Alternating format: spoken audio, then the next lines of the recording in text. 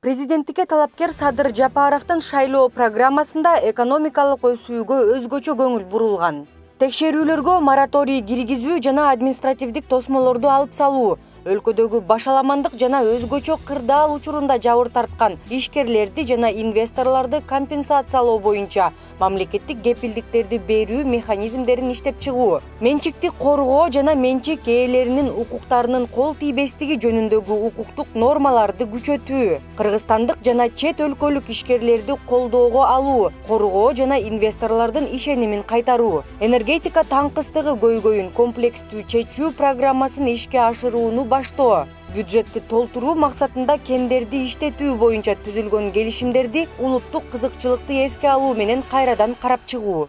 Садыр Жапаров президент болуп шайланып келсе, эң эле биринчи экономикалык көйгөйлөрдү чечүүгө киришет.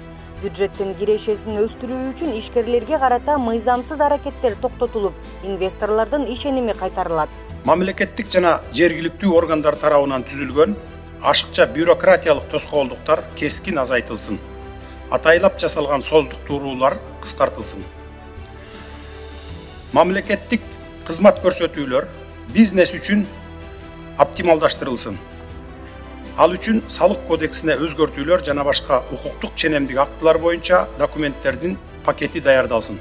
Экономиканы көтөргөндөр, бюджетти толуктагандар булар ишкерлер. Аларга карата жеңилдиктер түзүлүп жатат делгени менен иш жүзүндө мындай эмес.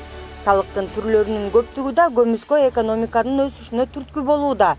Ошондуктан салык саясатынын бирдиктүү формасы түзүлүш керектигин экономисттер белгилешет. Садыр Жапаровдун айтып аткан идеологиясында ушуга аябай туш келет эле да, амнистия, экономический амнистия, ушу улутча азыр чыгып алгыла, кийин анан артыңардан кубалап жүрбөгөндөй эле.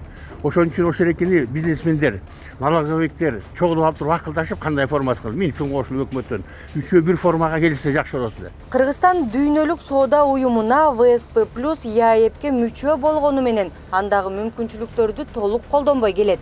Логистикалык лабораториялардын жетишсиздиги, документ толтуруу машакаты 180 миллион калкы бар базарга чыгууга тоскоолдуктарды жаратат. Ошонун негизинде биз деген ошол регламенттердин баардыгын азыр колдонушубуз керек да. Ал деген жанакындай өз чыгарган продукцияларыбызга кандай шарттар болуш керек экен, кандай стандарттар болуш керек экен, упаковкаларынан бери бүт ушундай жанагы эрежелери иштелип чыкканда, ошонун баардыгын биз деген сакташыбыз керек. Кыргызстандын экономикасынын талылуу маселелерин чечүү үчүн президенттикке талапкер Садыр Жапаровдо эрк, күч, билим да бар. Коюлган максаттарды ишке ашыруу үчүн элдин колдоосу гана керек.